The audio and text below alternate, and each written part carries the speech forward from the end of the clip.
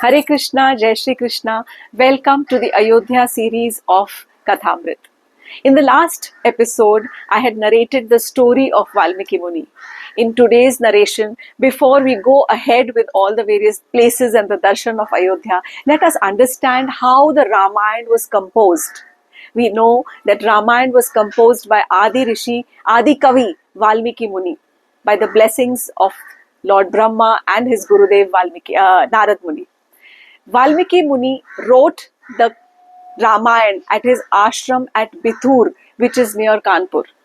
So what happened was, as Valmiki Rishi sat in his ashram once, Narad Muni, who is also his guru, he happened to visit Valmiki Rishi. When he visited, Valmiki Muni had a question and he asked Narad Muni, Munivar, I wish to know, on this earth, who amongst those present on earth today is the most ideal, most noble, most learned, most powerful, most truthful person?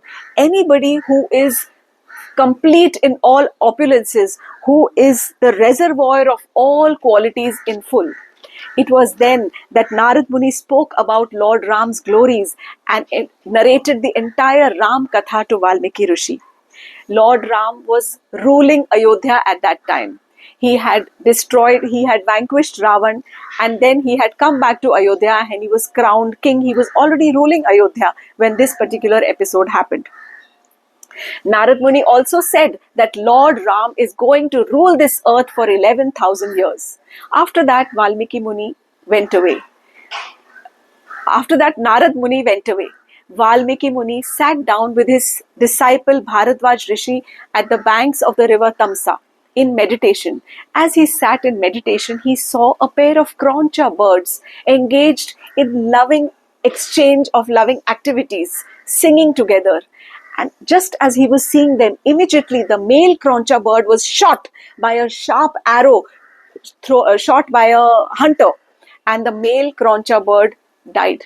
The female Croncha bird, she cried in despair, and Valmiki Muni was disturbed when he saw this particular scene. Immediately he was angry, and in his anger he pronounced a curse on the hunter that you will never ever get any peace of mind in your lifetime. As he pronounced this curse on the hunter, he realized a couple of things. First thing was that he realized his folly, that as a Muni and a Rishi, hermit, I am not supposed to get angry. I should have more control over my anger. Why did I pronounce a curse on the hunter? Also, why did I spend my potent energy of my siddhis on pronouncing a curse on a hunter? It had got nothing to do with him. It was the natural destiny of certain souls. He was more amazed at the fact that he had pronounced the curse in poetry form. It was pure poetry that came out from his mouth. From shok had come out a shlok. From sorrow had emerged a poetry or a couplet, and he was completely surprised at how could this have happened. He had unknowingly uttered this curse, and at that time Brahmaji appeared. Lord Brahma appeared and he consoled Valmiki Rishi and he said, Rishivar, do not despair and do not grieve. It is not your fault that you have pronounced the curse. What has come out of your mouth, it is only due to me. You have spoken the words that I was supposed to speak. They are my words that have come out from your mouth. You are meant to accomplish a big task. Now the time has come for you to compose the history of Lord Ram's life for the welfare of all. That is when Brahmaji actually gave a lot of benedictions to Valmiki Muni. And he said, I bless you that all that is even unknown will be clearly visible to you and revealed to you in your heart. All the glories and the pastimes of Lord Ram's life, events that have happened, will be revealed to you within your heart. Your creation of Ramayan will be faultless. And he also blessed him that your narration and your composition of Ramayan will always stay eternally in this creation of the Lord. Until there is land, there are rivers, there are mountains, until there is even a single devotee of the Lord, your Ramayan will always stay eternally in this existence.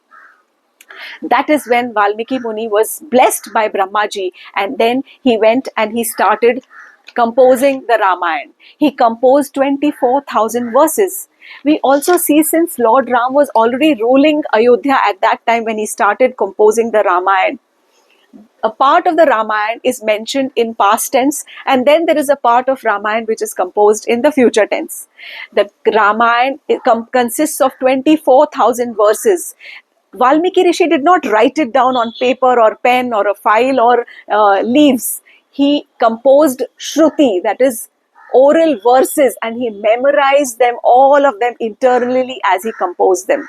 He composed the 24 verses of Ramayana, and they are divided into 6 kands: the Bal Kand, the Ayodhya Kand, Aranya Kand, Kishkindha Kand, Sundar Kand, and the Yuddha Kand.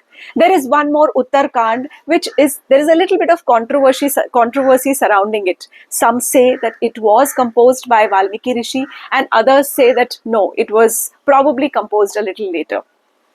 Anyway, the result was that we got a beautiful Ramayana, the original Ramayana written by Adi Kavi Valmiki Rishi in the form of 24,000 verses of Ramayana. There is no difference between the Lord and his spoken word. And here, even if Valmiki Rishi has written it, it is only because of the benedictions of Brahmaji and Narad Muni. Now, there was another task ahead. Once the Ramayana had been composed, Valmiki Rishi was wondering, how do I get this Ramayana to reach the entire generation or the entire earth? Everybody who is staying here, who is living on the earth, needs to know the glories of Lord Ram. As he thought, he was wondering who could be the most qualified devotees or disciples who I can teach this Ramayana to, because they need to have a super efficient memory. They need to have some good music skills and singing skills. Plus, they need to be dramatic and emotive also. Incidentally, or by the plan of the Lord, Love and Kush, who were the twin sons of Lord Ram and Sita, they happened to come, and they came to Lord Valmiki to seek his blessings. We all know that Love and Kush were born at Valmiki Rishi's ashram, and he had been mentoring them as a child, being their guru.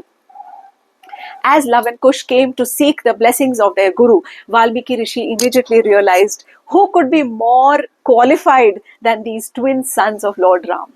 So he sat with Love and Kush, and he recited the entire Ramayana, and he taught it to them. And that is how Love and Kush immediately memorized the entire 24,000 shlokas of Ramayana, because they were blessed with super memory and they had amazing musical skills also. After the memorization was done, the first time Valmiki Muni made them narrate the Ramayana in front of an assembly of Brahmins. That was the time when Love and Kush were ready to narrate the Ramayana to the world. Love and Kush travelled across the earth reciting the Ramayana, and as they travelled during their journey, they reached the city of Ayodhya. While they were travelling and singing and travelling the roads of Ayodhya, that is when Lord Ram heard some of his pastimes and heard a part of the Ramayana, and he was enamored. He immediately called for the boys to be brought into his palace to narrate the entire Ram Katha that they were singing into the palace for his brothers and his family members and the courtiers of the palace. Love and Kush were brought to the palace, and there they sang the entire Valmiki Krit Ramayana, the Ramayana composed by Valmiki Rishi in the palace of Lord Ram, and everybody was enraptured, or they were absorbed in the musical narration of the Ramayana that Love and Kush sang so beautifully. After that, the identities of Love and Kush were revealed to Lord Ram. This was the story of the composition of Ramayana. So the Lord is there is no difference between the Lord and his spoken word. There is no difference between Lord Krishna and the Gita. There is no difference between Lord Ram and the Ramayana. And we are ever thankful and ever grateful for Valmiki Rishi to have given us this beautiful composition of Ramayan. Thank you so much for connecting with Kathaamrit. I will be sharing some more places now as we go ahead in the Yatra of Ayodhya. Stay tuned for more. Hare Krishna, Jai Shri Krishna. Thank you once again.